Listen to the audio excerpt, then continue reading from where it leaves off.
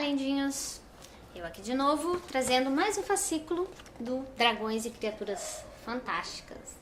Dessa vez, estou trazendo aqui para vocês o Dragão de São Jorge, né, que é essa criatura aqui. Para vocês verem. Esse é o Dragão de São Jorge, certo? Então, tá, vocês já viram, aqui tá a introdução, tá? E eu vou ler para vocês sobre o dragão. O dragão de São Jorge, o herói frente ao dragão. A região de Silene vivia aterrorizada por um dragão. O seu sopro nauseabundo secava as colheitas e cegava todos aqueles que cruzavam no seu caminho. Para que o monstro não acabasse com eles, os habitantes da região decidiram prestar-lhes tributo. Mas o dragão mostrava-se cada vez mais ambicioso, chegando a exigir oferendas sob a forma de vidas humanas. Finalmente, o dragão foi abatido por São Jorge, após um terrível combate no qual o patrono dos cavaleiros esteve prestes a perder a vida antes de acabar com a criatura infernal. Então, aqui vai contar a história, né, do dragão de São Jorge. A região de Silene ficava provavelmente na atual Líbia, tá? E era o seguinte, era um dragão que ele saía de um pântano e aterrorizava a cidade, né? Destruía tudo que via pela frente. E aí um dia o prefeito da cidade chegou e foi conversar com o dragão, né? Falou assim, olha, vamos entrar num acordo aí, porque assim não vai dar, você vai acabar com a minha aldeia e, né, não vai dar certo isso. E o dragão aceitou o acordo, então o prefeito sugeriu que para ele não destruir a aldeia, ele ia ofertar ovelhas para o dragão. Então todo dia os habitantes da cidade iam até perto do pântano e ofertavam uma ovelha.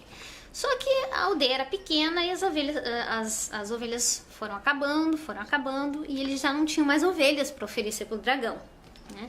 Então o dragão exigiu que, para ele não destruir a aldeia, ele queria que oferecessem para ele crianças.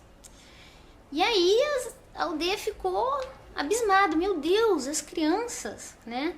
Mas eles não tinham saída, ou eles ofertavam uma criança ou o dragão destruía a aldeia toda.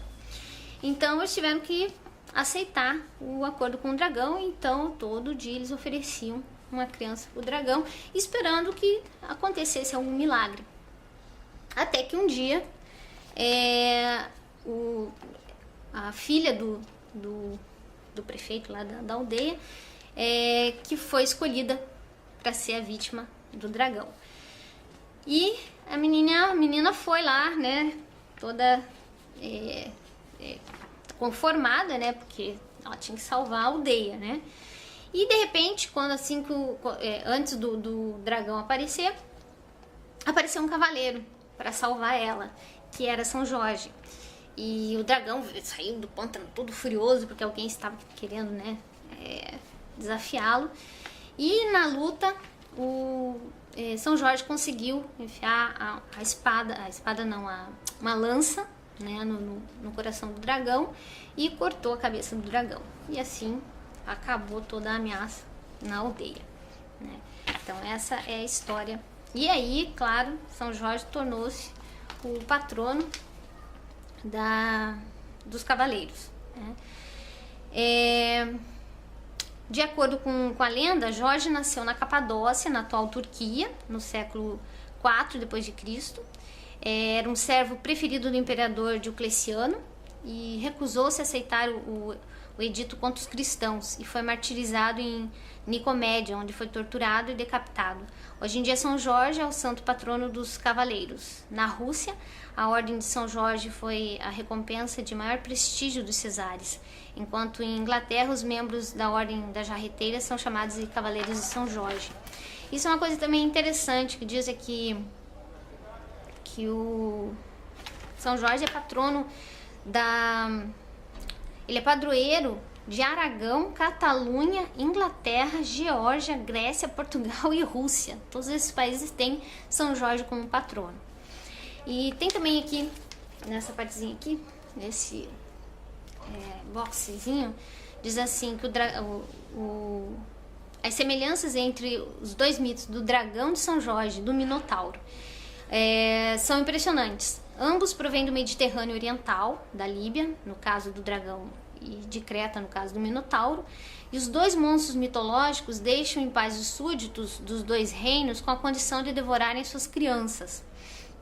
E ambos acabam por ser vencidos por um guerreiro estrangeiro que chega no momento oportuno para salvar a filha do rei. Também é semelhante ao mito da Grécia clássica de Perseu. Lembraram do fascículo anterior? Também é semelhante o mito da Grécia clássica de Perseu e Andrômeda, que retoma o mesmo tema, com o monstro marinho de Poseidon no papel do dragão. Então, isso é também uma coisa interessante.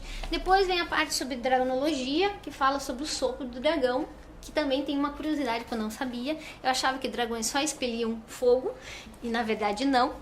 Eles também podem expelir gelo, né? E também podem expelir ácido. E no Bestiário Fantástico fala sobre a esfinge, né? Este monstro fantástico com corpo de leão, recostado e cabeça humana apareceu no Egito em meados do 3º milênio a.C. e passou por várias metamorfoses que refletem a evolução constante do seu simbolismo. O leão com cabeça humana encarna o deus Harmaquis, o guardião das portas do além. O inquietante poder dessa criatura residia na sua dupla natureza, que reunia tanto as qualidades humanas como a ferocidade e a força do leão. Os egípcios pensavam que Harmaquis era capaz de provocar tempestades de areia ou de matar um ser humano com seus gritos. Para os gregos, a esfinge era uma criatura pérfida que desafiava os humanos com enigmas. Aí nessa outra página aqui, as feições da esfinge egípcia são manifestamente masculinas, simboliza, entre outros, o deus Sol Ra e encarna o poder do faraó.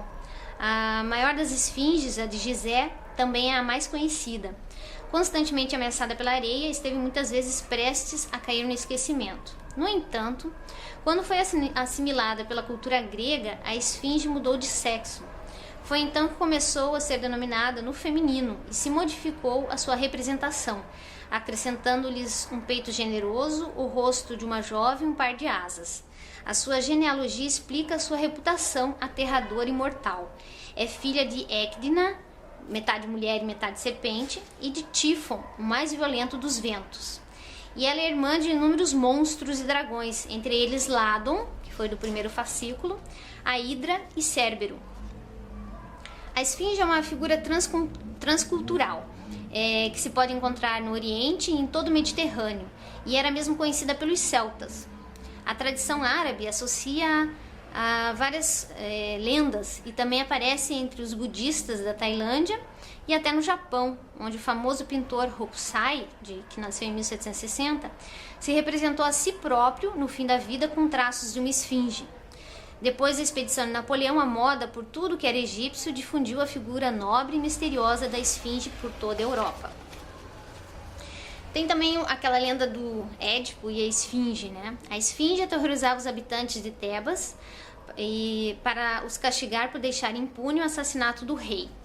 Édipo cruzou-se com ela quando fugia de sua cidade para escapar ao oráculo, que lhe havia predito que seu destino seria matar o pai e casar-se com a mãe.